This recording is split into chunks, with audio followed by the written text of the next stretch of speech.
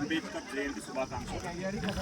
మనం అతని ఆశయ సాధనకి ఎలా పనిచేస్తే సమాజం ఒక ఉన్నత స్థితికి ఎదుగుతుందని చర్చించాల్సిన అవసరం చాలా ఉంది.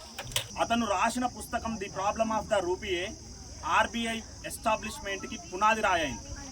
సో అది అతని గొప్పతనం. అలాగే he completed his master's degree in the political science and he completed his barrister drafting committee of constitution. Constituent అసెంబ్లీలో ఏర్పరిచిన డ్రాఫ్టింగ్ కమిటీ యొక్క చైర్పర్సన్గా నియమితులయ్యారు. ఏ ప్రాతిపదికన చైర్పర్సన్ అయిందో కూడా మనం ఇందాకనే చెప్పుకున్నాం. He was eminent person in the economics, political science, barrister and what not everything. రాజ్యాంగంలో ఉన్న ప్రతి అంశం పట్ల, రాజ్యాంగంలో ఉండాల్సిన ప్రతి అంశం పట్ల అవగాహన ఉన్న అతి కొద్ది మంది నాయకులలో అంబేద్కర్ ప్రథముడు. అందుకే డ్రాఫ్టింగ్ కమిటీ చైర్పర్సన్ అయ్యాడు. అలాగే డ్రాఫ్టింగ్ కమిటీ ఏర్పడ్డప్పుడు ఏడుగురు ముఖ్య వ్యక్తులు డ్రాఫ్టింగ్ కమిటీలో. కానీ ప్రతి ఒక్కరు ఏదో ఒక రకంగా ఆరోగ్య సమస్యలతోటో వాళ్ళకున్న ఇన్క్యాపబిలిటీస్ వల్లనో ఎక్కువ కాంట్రిబ్యూట్ చేయలేకపోయారు. ఎందుకు అంబేద్కర్ని ఎక్కువ కొనియాడుతున్నానంటే, పని భారాన్ని మొత్తం తన భుజ స్కంధాల పైన వేసుకొని భారతదేశం కోసం 2 సంవత్సరాల 11 నెలల 18 రోజుల పాటు కష్టపడి ఒక ప్రపంచంలోని అతిపెద్ద రాజ్యాంగాన్ని 395 ఆర్టికళ్ళు, 8 షెడ్యూళ్ళు, 22 భాగాలతోటి ప్రపంచంలోని అతిపెద్ద రాజ్యాంగాన్ని మన భారతదేశానికి అందించిండు. కాబట్టి అంబేద్కర్ని ఈరోజు కీర్తిస్తున్నాం, గుర్తు చేసుకుంటున్నాం. అతను నడిపించిన దారిలో నడవాలని ప్రయత్నిస్తున్నాం. చాలామంది అంబేద్కర్ ఒక్కరే రాయలేదు కదా రాజ్యాంగం, చాలామంది కాంట్రిబ్యూట్ చేశారు కదా అని అంటారు.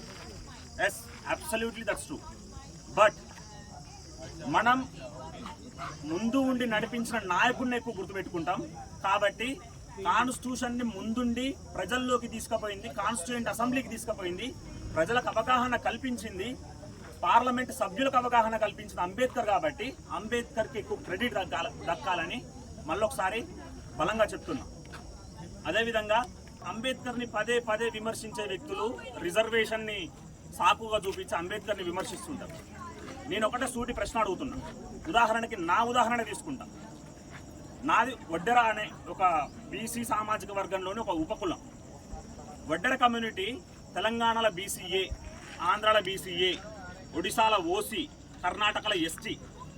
అంటే అక్కడ ఉన్న సామాజిక ఆర్థిక విషయాలపైననే కులాల విభజన అనేది జరిగిందని కనీస పరిజ్ఞానం లేని రాజకీయ నాయకులు ప్రతి ఒక్కరూ అంబేద్కర్ని విమర్శించడానికి మైకులు పట్టుకొని ప్రసంగాలు చేస్తుంటారు. అది ఏ రకంగా కూడా సమర్థించదగ్గ విషయం కాదు. ఎందుకు రిజర్వేషన్లనంటే సమాజంలో అందరూ బలవంతులు ఉండరు. సో అందరినీ ఒక ఈక్వల్ ప్లాట్ఫామ్కి తీసుకొచ్చిన తర్వాతనే పరుగు పందెం అనేది మొదలు కావాలి.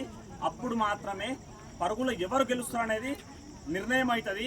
పరుగులో ఎవరు గెలిచిరు అనేది పక్కన పెడితే ఇగాలిటేరియన్ సొసైటీ, ఒక సమానత్వ సమాజాన్ని నిర్మించడానికి అంబేద్కర్ అనుసరించిన విధానమే రిజర్వేషన్ పద్ధతి.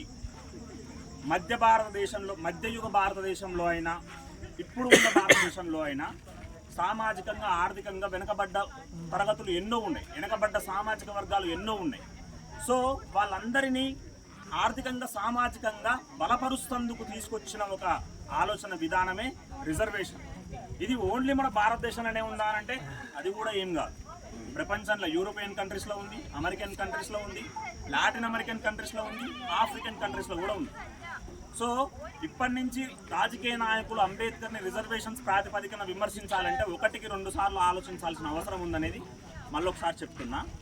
అదేవిధంగా ఇందాక ధనరాజ్ వివరించినట్టు అంబేద్కర్ ఫెమినిస్ట్ అని చాలామందికి తెలియదు. అంబేద్కర్ ఒక మాట అంటాడు, నేను సమాజం యొక్క పురోగతిని, సమాజం యొక్క అభివృద్ధిని ఏ ప్రాతిపదికన కొలుస్తానంటే, ఏ రోజైతే సమాజంలో ఉన్న మహిళలు మేము అభివృద్ధి చెందినమని భావిస్తారో ఆ రోజు సమాజం అభివృద్ధి చెందినట్టు. అంబేద్కర్ అందుకే అంటాడు, కులాల కంటే కూడా గృహాలలో ఉన్న మహిళలే ఎక్కువ అణిచివేతకు గురవుతుర్రు. కులాల ద్వారా కంటే కూడా గృహాలలో ఉన్న మహిళలే ఎక్కువ అణిచివేతకు గురవుతుర్రు. కాబట్టి ఏ రోజైతే సమాజంలో ఉన్న మహిళలు ప్రోగ్రెస్ సాధిస్తారో, అభివృద్ధిని సాధిస్తారో ఆ రోజే ఆ సమాజమైన ఆ వర్గమైన అభివృద్ధి చెందినట్టు లెక్క అని అంబేద్కర్ బలంగా చెప్పిండు. కాబట్టే హిందూ కోడ్ బిల్ని తను అడ్వకేట్గా తను లా మినిస్టర్గా ఉన్నప్పుడు ప్రతిపాదించిండు పార్లమెంట్లో. హాస్యాస్పదమైన విషయం ఏంటంటే అప్పుడు ఉన్న పార్లమెంట్ సభ్యులలో మెజారిటీ సభ్యులు హిందూ కోడ్ బిల్ని వ్యతిరేకించారు, కొంతమంది మహిళలు కూడా. ఎందుకనంటే అప్పుడు చాలా మందికి అర్థం కాలే హిందూ కోడ్ బిల్లు వల్ల వచ్చే లాభాలేంటి, మహిళలు ఏ రకంగా లబ్ధి పొందుతారనేది అర్థం కాకపోవడం కారణంగా చాలామంది వ్యతిరేకించారు. ఆ తర్వాత దాన్ని రికగ్నైజ్ చేసినాం. ఏదైతే మహిళలకి ఈక్వల్ మ్యారేజ్ రైట్స్ ఉండాలి, మినిమం ఏజ్ ఆఫ్ మ్యారేజ్ అనేది 18 సంవత్సరాలు ఉండాలి, అంతకంటే బాల్య వివాహాలు అరిగడుతందుకు ఏజ్ ఆఫ్ మ్యారేజ్ అనేది 18 ఇయర్స్కి పెట్టడం, డివర్స్ రైట్స్ కల్పించడం, ప్రాపర్టీ రైట్స్ కల్పించడం, ఇలాంటి ఎన్నో విప్లవాత్మక నిర్ణయాలు తీసుకొని ఆ బిల్లులు పొందుపరిచింది. కాబట్టి అది కాలక్రమేణా ఇందిరాగాంధీ అయితే ఏంది, తర్వాత వచ్చిన నాయకులు అయితే ఏంది, రికగ్నైజ్ చేసి అందులో ఉన్న కొన్ని భాగాలని అనుసరించి డిఫరెంట్ బిల్లుల రూపంలో పాస్ చేయడం జరిగింది. తద్వారా మహిళలు ఈరోజు పురోగతి సాధించడం కూడా చూస్తున్నాం. ఈరోజు మనం హైదరాబాద్ పోయినా, బెంగళూరు పోయినా అబ్బాయిలతో పాటుగా జీతభత్యాలు తీసుకోవడం, వేతనాలు తీసుకోవడం మనం అందరం గ్రహిస్తూ ఉన్నాం, గమనిస్తూ ఉన్నాం. కాబట్టి అంబేద్కర్ కలలు కన్న సమాజం దిశగా ఈరోజు భారతదేశం నడుస్తుంది అని బలంగా విశ్వసిస్తున్నా. చాలామంది అంబేద్కర్ని అనుసరించడం అనంటే ఏమనుకుంటున్నాం అనంటే ఏప్రిల్ 14వ తారీఖు నాడు, డిసెంబర్ 6వ తారీఖు నాడు అంబేద్కర్ విగ్రహాలకి పూలమాలలు వేసి అంబేద్కర్ గురించి గొప్ప విషయాలు చెప్పుకొని, అంబేద్కర్ మీద పాటలు పాడుకొని, కొన్ని జానపద పాటలు పాడుకొని కాలయాపన చేస్తున్నాడు. నిజానికి అతన్ని వాస్తవికంగా మనం అర్థం చేసుకోలేదు. అంబేద్కర్ ఏమంటాడు, అంబేద్కర్ విగ్రహ ఆరాధనకి వ్యతిరేకి, నా పుస్తకాలు చదవండి, తద్వారా నా ఆశయాలని సాధన చెయ్యండి, తద్వారా సమాజం అభివృద్ధి చెందుతుందని బలంగా చెప్పిన వ్యక్తి అంబేద్కర్. కానీ ఈరోజు చాలామంది రాజకీయ నాయకులు అంబేద్కర్ని విమర్శిస్తూ, బహిరంగంగా విమర్శిస్తూ, తెల్లారిపోయి విగ్రహాలకి పూలమాలలు వేస్తూ, అంబేద్కర్ని పొగుడుతూ, అంబేద్కర్ ఆశయ సాధనకు కృషి చేయకుండా అంబేద్కర్ని ఏదో నెత్తిన పెట్టుకున్నట్టు బిల్డప్ చేస్తుంది. మనం అందరం గమనిస్తూనే ఉన్నాం. సో అంబేద్కర్ ఆశయ సాధన కోసం మనం అందరం కృషి చేయాలి.